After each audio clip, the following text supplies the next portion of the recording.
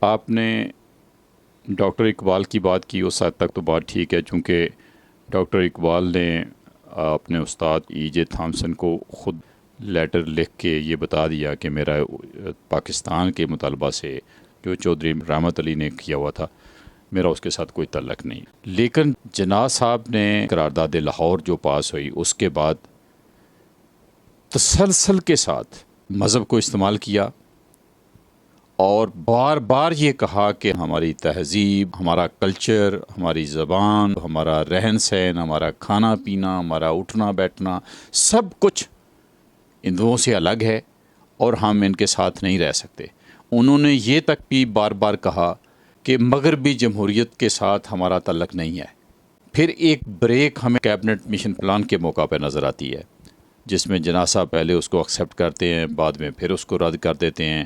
نہرو کی press conference کا حوالہ دیا جاتا ہے. نہرو کی پریس کانفرنس کو جناح صاحب نے ایک اعتراض کے موقع کے طور پر لیا، لیکن کانگریس نے، نہرو نے وضاحت کی کہ ہم جو کیبنٹ مشن پلان ہے ہم اس کو ایکسیپٹ کرتے ہیں.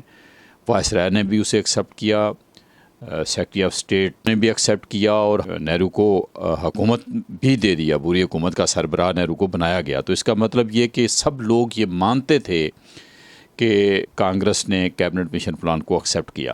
اس کے باوجود جناح صاحب نہیں مانے. انہوں نے ڈائریکٹ ایکشن ڈے بنایا جس میں انسانوں کو قتل کیا گیا.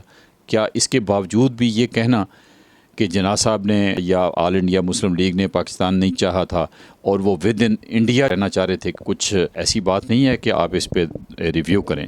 میاں صاحب وہ قراردادیں ہیں جس کے متعلق آپ نے گفتگو کی، کیبنٹ مشن پلان اور ایک 1940 کی قرارداد.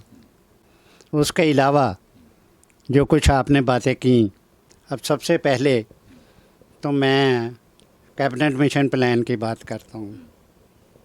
کیبنٹ مشن پلان آپ ہی نے کہا کہ قائد اعظم محمد علی جناح مان گئے تھے کہ جی ہم پاکستان نہیں لیتے، اور جس وقت انہوں نے ایگری کر لیا اس مشن سے تو اس کے بعد یہ بھی واضح کرتا چلوں میاں صاحب، مذہب کی بات پہ میں آتا ہوں کہ انڈیا کو نیشنلسٹوں نے آزاد کرایا ہے، وہاں کے تاجر بھی نیشنلسٹ تھے. تو جس وقت یہ جناح صاحب نے کیبنٹ مشن پلان مان لیا تو جتنے تاجر مسلمان جو ان کے ساتھ تھے وہ تو ناراض ہو گئے، کیونکہ وہ یہ چاہتے تھے میاں صاحب، وہ نیشنلسٹ نہیں تھے. انہوں نے یہ سوچا ہوا تھا کہ ہندوستان میں نیشنلسٹ تاجر ہیں، ان کے ہوتے ہوئے ہماری دکانداری چل نہیں سکتی. پاکستان بنے گا، علیحدہ خطہ بنے گا، تو اس میں ہم اپنی دکانداری مطلب تجارت اپنی بطور تاجر کے ترقی کر جائیں گے. اس لیے محمد علی جناح کو ناراضگی کا اظہار ہوا. قائد اعظم محمد علی جناح پارٹی مسلم لیگ اپنے پیسوں سے یہ لوگ نہیں چلاتے تھے، یہ تاجر جو تھے جو ان کے ساتھ تھے چندہ دے کر یہ پارٹی چلا رہے تھے. انہیں ناراضگی کا سامنا کرنا پڑا. میں یہ کہتا ہوں کہ انہوں نے ان کی اور جاگیرداروں کی ناراضگی پر یہ پتہ تھا مسلم لیگ کے جاگیرداروں کو کہ یہ اگر ہندوستان آزاد ہو گیا، ہم علیحدہ نہ ہوئے تو یہ جاگیریں ہماری کانگریس نے رہنے نہیں دینی. کانگریس ڈزنٹ مین کہ ہندو، وہ مسلمان بھی تھے کہ یہ انگریز کی دی ہوئی جاگیریں جو غلامی کے لیے انہوں نے دی تھی وہ نہیں رہیں گی. وہ بھی ناراض ہوئے، مسلم لیگ بھی ناراض ہوئی. اس لیے محمد علی جناح کو یہ بات نہیں ہے کہ جی وہ جو جواہر لال نہرو نے یہ کہہ دیا تھا کہ میں آئین کو پھر امینڈ بھی کر سکتا ہوں. میاں صاحب آئین امینڈ ہوا کرتے ہیں، کو آئین پتھر تو نہیں تھا کہ جس کی وجہ سے کہ قائد اعظم محمد علی جناح ناراض ہو گئے. یہ ایک ایسی کہانی ہے، یہ ایسے بہانہ ہے. انہیں ایک بہانہ چاہیے تھا، وہ بہانہ انہیں مل گیا کہ جی पंडित जवाहरलाल नेहरू ने कह दिया कि मैं तो जी कोई आइन को अमेंडमेंट कर, एक मुल्क को चलाने के लिए आप जब आइन बनाते हैं, एक पार्लियामेंट बनाते हैं और कवानीन में आप अमेंडमेंट नहीं करते, इसलिए नेहरू ने कोई क़यामत नहीं की थी, एक बहाना चाहिए था। उस बहाने के नतीजे में उन्होंने कहा जी ये तो अभी भी इन्होंने कह दिया हम अमेंडमेंट करेंगे, तो उसके बाद जब इंडिया आज़ाद हो जाएगा तो फिर तो हम तो कहीं के नहीं रहेंगे, एक बहाना था। इसलिए मैं ये समझता हूँ मियाँ साहब उनके पास और कुछ नहीं था। ये आप जो बार बार हम मुस्लिम लीग करते हैं, ये जो जागीरदार था, खान बहादुर था, ये सर था, इनका कोई मज़हब नहीं था, इनका मज़हब अंग्रेज़ की खिदमत था, उस खिदमत के इवज़ जागीरें लेना था, वो उन्होंने ली हुई थी। इंडिया में वहाँ पर कलकत्ते में फसादात हुए, बंगाल में फसादात हुए, मियाँ साहब मज़हब ने आपको आज़ादी लेके नहीं दी, मज़हब के नाम पे फसादात हुए। असल आज़ादी देनी थी जिन्होंने, उन्होंने दी। और आप समझते हैं कि जी हमने कहा कि हम इस्लाम नाफज करेंगे, ये एक मुसलमानों की कौम होगी, हमारे जी कल्चर डिफरेंट है, मज़हब डिफरेंट है, खाना पीना डिफरेंट है, ये हर अक़लियत का है मियाँ साहब, वहाँ पारसियों का नहीं है, क्रिश्चियंस का नहीं है, ये हर एक के साथ यही है। ये नहीं है कि मुसलमान हिंदू का अलग-अलग है, ये हर जगह ये सारी दुनिया में मौजूद है कि वो मगरिब वाले कुछ खाते हैं, मुसलमान कुछ खाते हैं। इसलिए ये मेन वजह नहीं है। 1940 की करारदाद का आपने जिक्र किया, तो मियाँ साहब 1940 की करारदाद में भी इन्होंने मज़हब की बुनियाद पे पाकिस्तान का क्लेम नहीं किया। इन्होंने, ये बंगाली थे जिन्होंने करारदाद मूव की, क्योंकि बंगाल में उनका माशी मसला अक़लियतों का और मेजॉरिटी का मसला था, उनके दरमियान तकसीम का मसला था। उन्होंने क्लेम किया, उन्होंने वहाँ रेजोल्यूशन की 1940 की, और वो रेजोल्यूशन में भी यही था कि जिन सूबों में मेजॉरिटी में हम हैं, उन सूबों में हमारे पास सॉवरेनिटी होगी, इक़्तिदार आला, कि जिस सूबों में हम इकट्ठे होंगे और एक खिता लेंगे, उस खिते में वो हर उस ज़िले में हमारी सॉवरेनिटी होगी, इक़्तिदार आला हमारे पास होगा। इसलिए 1940 की करारदाद के मुताबिक मैं ये समझता हूँ कि वो एक फेडरेशन नहीं थी, वो एक कन्फेडरेशन थी कि तमाम अज़ला मिलकर वहाँ वो अज़ला के पास सॉवरेनिटी हो, इक़्तिदार आला हो, वो जब इकट्ठे हों तो वो फिर एक कन्फेडरेशन बनाएं, आपस में मिल जाएं फिर। तो इसलिए मैं नहीं समझता कि आप 1940 की करारदाद लाहौर की उसको कहें कि वो बना वजह पाकिस्तान बनने की, मैं नहीं समझता। अगर हमने मज़हब के नाम पे पाकिस्तान बना लिया तो फिर यहाँ पर हमने मज़हब नाफज क्यों नहीं किया? वहीं साहब, जब आप करारदाद पास करेंगे और ये कहेंगे कि मुस्लिम अक्सरियती इलाके जो है उनको अलग करके सॉवरेनिटी दे दें, तो वो क्या बुनियाद होगी? जब मुसलमान की बात करेंगे, हिंदू की बात करेंगे, तो वो मज़हब की ही बात कहलाएगी। मज़हब की ही बुनियाद को इस्तेमाल करके आपने ये सॉवरेनिटी मांगी। शुरू में मज़हब का बहुत ज़्यादा इस्तेमाल नहीं था, इलाकाई बात थी, लेकिन जब उसको अमली शक्ल में ढलना था और मुस्लिम और नान मुस्लिम की बुनियाद पे इलाकाई तकसीम होना थी, जो कि हुई अल्टीमेटली। इंडिया तकसीम मज़हब की बुनियाद पे ही हुआ, मज़हब की बुनियाद पे ही कत्ल व गारत हुई, और मज़हब की बुनियाद पे ही जैसे इंडिया तकसीम हुआ, फिर पंजाब और बंगाल भी तकसीम हुए। सवाल ये कि पाकिस्तान बन गया जैसे तैसे बना, फिर पाकिस्तान तकसीम हो गया। यानी पहले इंडिया और पाकिस्तान की शक्ल में तकसीम हुए, फिर पाकिस्तानी और मशरक़ी पाकिस्तानी तकसीम हुए, यानी इंडियन तकसीम तर तकसीम होते चले गए।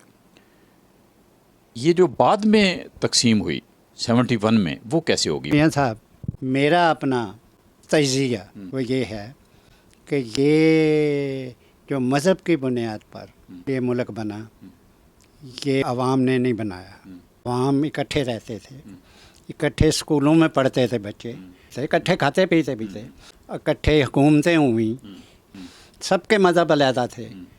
یہ ایکچولی انہوں نے بنایا، اس مذہب کو انہوں نے استعمال کیا کہ جو اتنے بڑے لیڈر نہیں تھے، جن کی اتنی زیادہ جد و جہد نہیں تھی، آزادی کے حق میں اسٹرگل نہیں کی ہوئی تھی، جنہوں نے قید و بند کی صعوبتیں برداشت نہیں کی تھیں، انگریز کے خلاف انہوں نے جو جد و جہد کی کانگریس نے یا دوسری پارٹیوں نے، میں یہ کہہ سکتا ہوں کہ مذہب کو لیڈرشپ نے ایکسپلائٹ کیا. انہوں نے ایکسپلائٹ کرنے کے بعد آپس میں نہ وہ لڑتے، اس ایکسپلائٹیشن کو انگریز نے اس کو اٹھایا اور انگریز نے وہاں ہندو مسلمان کا فساد کروایا، کیونکہ انگریز یہ چاہتا تھا کہ کسی طریقے سے بھارت اور پاکستان دو علیحدہ علیحدہ خطے ہوں. یہ ایک اتنا بڑا خطہ، کیونکہ برطانیہ جو 200 سال حکومت کر گیا وہ تو ایک جزیرہ تھا میاں صاحب، اس لیے انہیں یہ تقسیم کی ضرورت تھی. انہوں نے کی بار بار یہ بات، میں یہ کہتا ہوں ایکسپلائٹیشن ہوئی مذہب کی. پھر ان ایجوکیٹڈ لوگ وہاں 200 سال جو انگریز حکومت کر گیا، وہ کہتے ہیں مسلمانوں سے ظلم ہوتا رہا. مسلمانوں کو انہوں نے پرورش کیا، ان کو فوجوں میں بھرتی کیا، ان سے پولیس کے سپاہی لیے. اس لیے میں یہ سمجھتا ہوں کہ میاں صاحب یہ مذہب نے نہیں، مذہب کی کو ایکسپلائٹ کیا لیڈرشپ نے. اس ایکسپلائٹیشن کے نتیجے میں پاکستان بن گیا.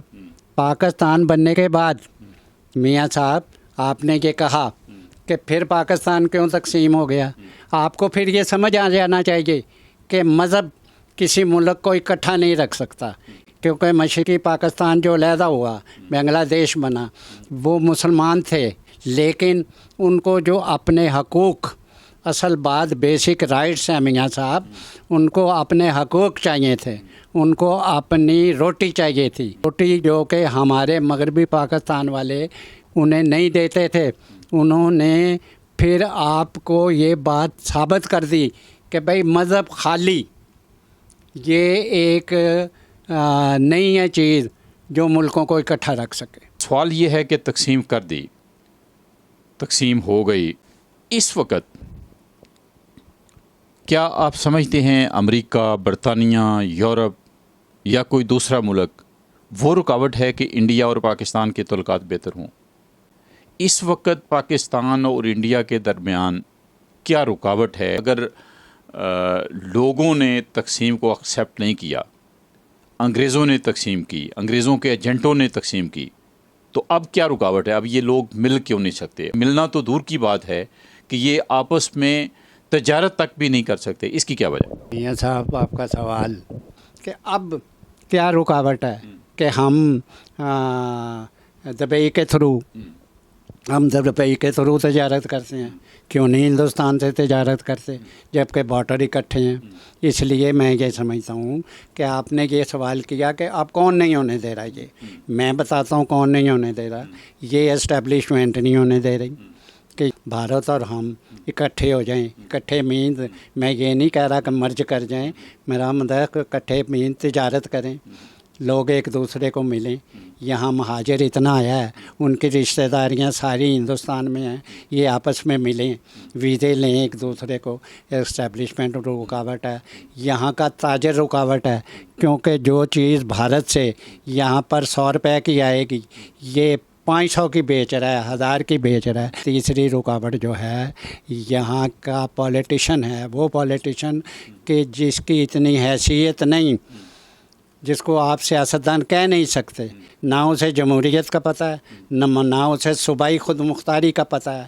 وہ لوگ جو 18ویں ترمیم کے خلاف ہیں وہ رکاوٹ ہیں. جوڈیشری ہے، یہ بھی نہیں چاہتی کہ آپ کسی طریقے سے، کیونکہ ہندوستان میں وہاں کی عدالتیں انصاف کرتی ہیں اور یہ ان کے ججز، ان کے بیٹے، ان کے رشتہ دار یہ حاکم وقت کے ملازم ہوتے ہیں. اگر یہ رکاوٹیں آپ بیچ میں سے ختم کر دیں تو یہاں کے عوام، پاکستان کے عوام اور بھارت کے عوام یہ آپس میں نہ نفرت کرتے ہیں، نہ لڑنا چاہتے ہیں. اسٹیبلشمنٹ، جوڈیشری، جاگیردار، تاجر، آپ نے ایک حلقے کا ذکر نہیں کیا جو بہت مؤثر ہے، وہ مولوی حضرات ہیں.